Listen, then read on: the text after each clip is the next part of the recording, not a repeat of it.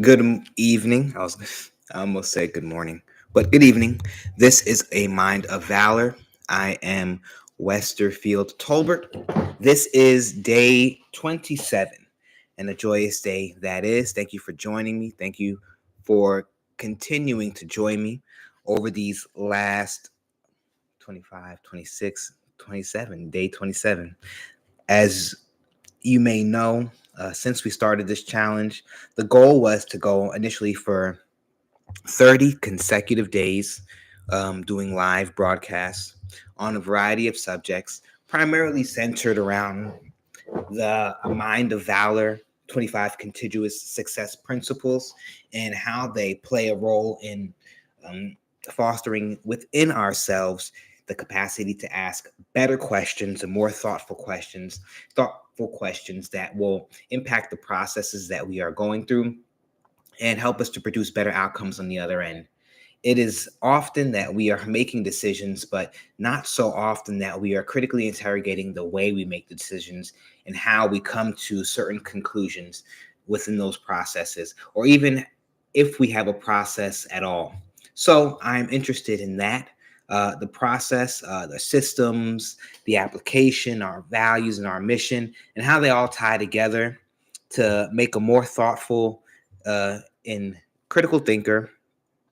And this is the purpose of this platform. This is why Mind of Valor is here. This is why we started off with these first 30-day challenge, because we thought that the world deserves better responsiveness, better outcomes. And the only way to have that is to have better inputs, better questions, better um, engagement with regard to communication and creating community. And so there's a lot that goes into it. And we are here to help facilitate that process. I am thrilled, honestly. It's Thursday evening here. And tonight, our conversation will circle around a topic that lived on my dry erase board for a number of weeks and should have been um, implemented, or should it have been compartmentalized and categorized? Well, that's what we're talking about today. Categorizing or implementing, and what it means, how it works, how it functions in this context, and what it how is it relevant to this particular conversation. So I was taking some notes yesterday on the particular subject, and I want to share some of those ideas with you, and then we'll flesh them out throughout the conversation. Excuse me as I get myself in this area all situated. But so or implement. Categorize or implement. What exactly do we come to that? How do we come to that? I talked about this on an earlier episode, and I just kind of glanced over it. So today I want to go a little more in depth into what do I mean when I say categorize or implement. To give you the backstory on the initial conversation, I believe that I described it as having a number of post-its on a particular table and some on the wall. And what was happening was I keep a stack of post-its near the whatever station that I'm working on a particular day. It's either that or my notebook, right? And it serves the purpose of collecting ideas that are great ideas, very that have a lot of potential, but just are not a good fit for the moment and a good fit for whatever the work that I'm doing. For example, I may be working on, say, writing an essay, and then I get a wonderful tip or come across a strategy or just something comes to me about financial investing. At that particular moment, I'm not going to drop the essay writing to go trade a stock or an option or a coin. So the post-it comes out. I jot a little note down to myself, make sure it's detailed enough so I can come back to it and revisit it. And I'm in that particular example, those post-its either were making their way to the table or they were making their way to the wall. And what happened was I just had a lot going on during this particular season, and then I had accumulated a lot of post-its. Great ideas that just weren't the right ideas for the particular moment, or they weren't in the right subject for what I was dealing with at the time. So the phrase categorize or implement really refers to how we receive new or novel or valuable information. It's applicable when we are staring more or new tools in the face and when digesting how to use this new information. And so there's more written down here, but I'll just pick it apart a little bit.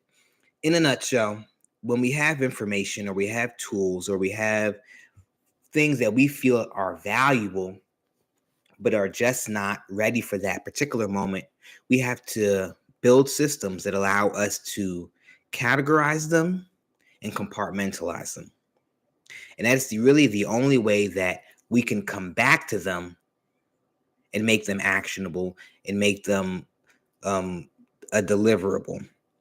We are asking thoughtful questions throughout all of our processes, right? And this informs us of the necessary sequencing that should be applied and in with and the necessary sequencing that should be applied when and if we are pivoting in a particular strategy, right? So the reason that we have to really understand how we categorize and compartmentalize information, especially new information, is that it's easy to take in a lot, right? But it's not always easy to digest everything and pass everything through our systems. So when we are categorizing, we are being very particular so that when we revisit that information, we know how and where the information is from and applicable. So notebooks, whether written or digital, in that particular example, I was using post-its. I do not particularly use post-its so much anymore because of that experience that I had. And they just built up too many. Post-its are really good if you're going to take these ideas and then put them somewhere almost right away, right? If you have somewhere for them to go, somewhere to file them, even if you use index cards, then that's easy and it's accessible, and it makes it easy to use them. Now, if you don't have a system to categorize them, you will just build up these little squares and rectangles as if they are old receipts. And then eventually, if you are anything like the example that I'll use here, you have a stack of them, a pile, you are cleaning, you're just getting frustrated, you no longer feel connected to them because you didn't really flesh out how to use them and how they're valuable in your details and your description. So then you toss them. So that wonderful novel idea that could have launched or propelled a project or a process is now tossed because you didn't properly compartmentalize and categorize that new information. What happens when we don't immediately implement the information? It lives at the front of our minds, right?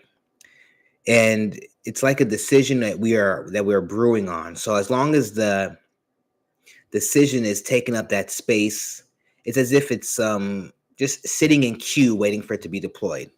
We're not telling our minds what to do with that information, so it just sits there. And the longer it sits there, it is just taking up the space and the energy of something else, another decision, another acquisition, another process that you could be improving that would normally take up that space in your memory and attention, right?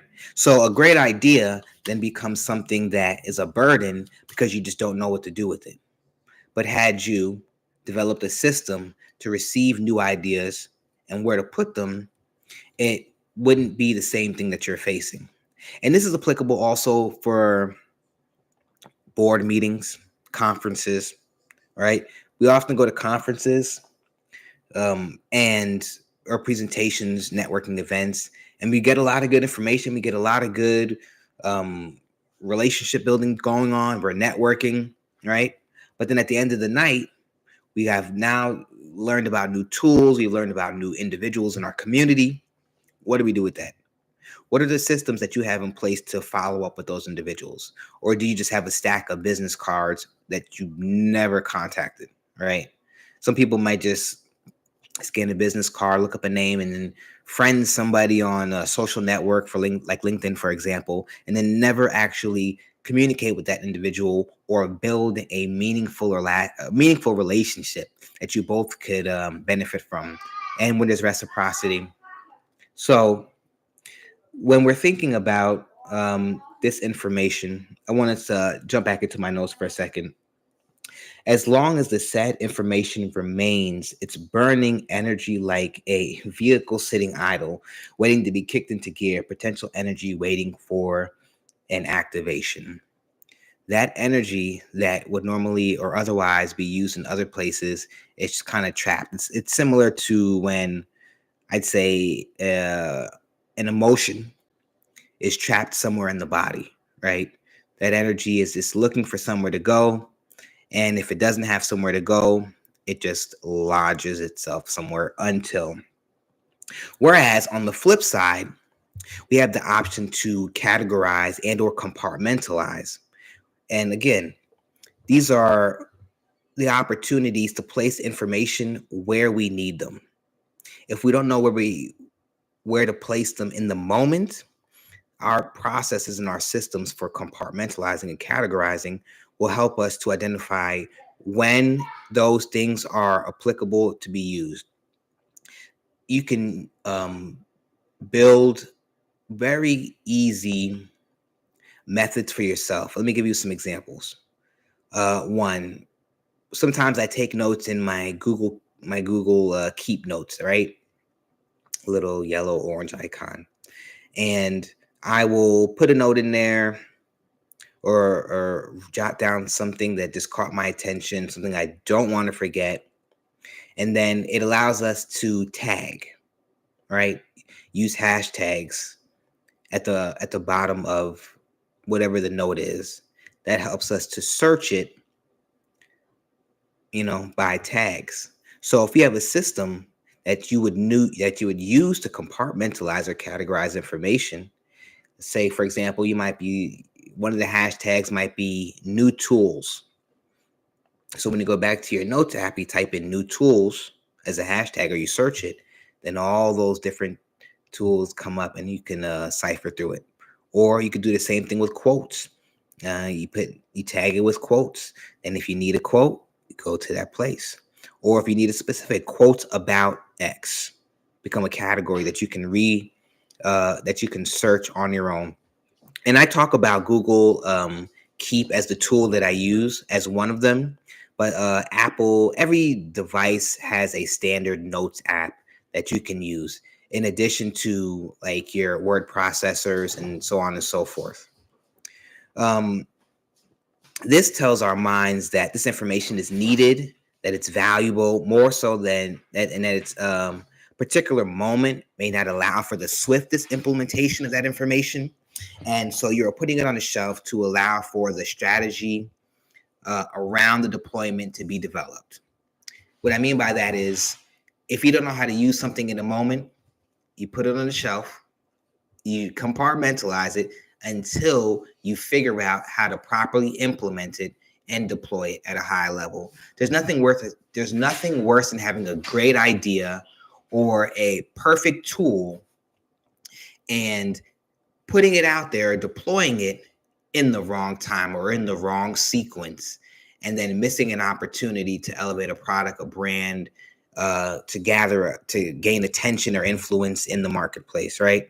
So the idea also reminds us that we have to be thoroughly thinking out our strategy so we know how to implement anything that comes that's novel and that is new. The strategy portion is what is that allows us to ask better questions. We're asking all the necessary prerequisite questions prior to implementation. It positions us to really maximize the function of the new tool's information, right? So I'll say that again. The strategy portion is what is it is what it is that allows us to ask better questions. And asking all the necessary prerequisite questions prior to implementation positions us to maximize the function of the new tools and the information. So, having a plan in place, having a strategy in place prepares us to use those tools and to use what we've compartmentalized properly. If we sit on the shelf, right, and we just place things on the shelf without a process to go back and retrieve them, it'll be as if we just placed some old food in the fridge and just totally forgot about it. What once was nutritious is now moldy and causing hurt, harm, and danger to other foods as it can possibly cross contaminate them, right?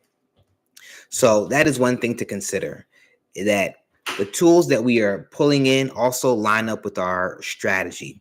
Because sometimes if we don't, if we're not really sure about what our strategy is, then we think that anything and everything will be valuable, right? So we have to be conscious of it, what our strategy is, and really be thinking and have a thoughtful strategy so that we know when we receive new resources, new information, new contacts, we can really truly assess the value to our plan and what our process is. And this is why it's important to have an idea about where to really place things in their proper designation, right? Because if not, they will consume more area, more energy than is feasible, or attention that is permissible. Because if something receives too much information, then it becomes a distraction if it is not applicable to the moment, the environment, or the experience. And the last thing we need are distractions that we bring upon ourselves that interrupt our flow and that interrupt our capacity to scale things at a high level. Okay. And this things to consider, that it's easier for us to look out and to point to other people in the environment who are doing or not doing said categorization, implementing, and using of the tools. And it's also a lot more challenging to put a mirror up to ourselves to see if we are doing these things. So I encourage you to be thinking about your systems, be thinking about your processes, your values, your mission, your strategy, and how you make decisions about what is applicable and how to put things into the application for yourselves, so that you can not be wasting effort and energy, but can truly maximize the potential of these things that we're putting on the shelf. We're categorizing them. Let me give you another tool that I use with these same type of notes and different apps, right? So one thing that I would do is, if I know I'm working on something in the present moment, but it's not ready, or I am phasing in an implementation. So I know, say, for example, we're in June, but I'm not going to really phase something in until September. What I'll do is I'll go on my calendar or into the notes app, put a detailed description in the necessary area, and then I'll put a reminder to myself a couple of weeks or a couple months in the future, so that I can come back and revisit it with a thoughtful eye. So if something pops up a couple months later and I'm like, what is this? I don't know what this is.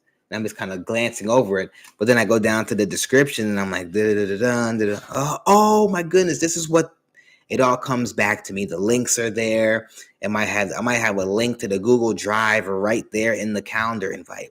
See, it all depends on the project, and it all depends on what you're doing, your team, if you're working solo, et cetera, et cetera. So it's also important to have a steady stream of communication with your team, because what you can't use today, somebody else on your team may be able to deploy. So as you're gathering tools and this valuable information, if it's for yourself, wonderful, compartmentalize and categorize. If you're working with a team or a group, you all too need to come up with systems to understand how you receive new information. Sometimes they just like, for example, I've sat in board meetings, and somebody will raise a question or an idea or a suggestion, and they'll like, and the secretary at the time, like, okay, we're just going to table that for now, and we'll revisit it later. So what is the system within your organization for tabling ideas and revisiting them later? What is the system for you sharing out wonderful ideas and tools? Is there one that exists within your ecosystem? I know me personally, anytime I come across a dope tool, I send it to almost everyone that I know that thinks that I feel can apply it. For example, if I'm on Instagram and I do search social media, West Tolbert, that's my social media handle on Instagram. If I'm on Instagram and I come across because this has been happening a lot more frequently here recently, I'll come across a tool for producers or engineers. Mind you, I'm not a producer nor an engineer. I am a pretty dope rapper. I can write music pretty skillfully, right? So go wash your hand. Yeah. Go wash your hand. Thank you. So, right, that is one thing to consider, is whether you're working it as an individual or you're working with a team with these ideas. So, in addition to that, using your calendars, using your reminders to bring things back into the forefront when they are appropriate, and just being truly considerate of what you can do and how well you can engage if you are organized. Because really, what a lot of this boils down to is how well you are organized. We are building systems to help us remember. We're setting up calendars.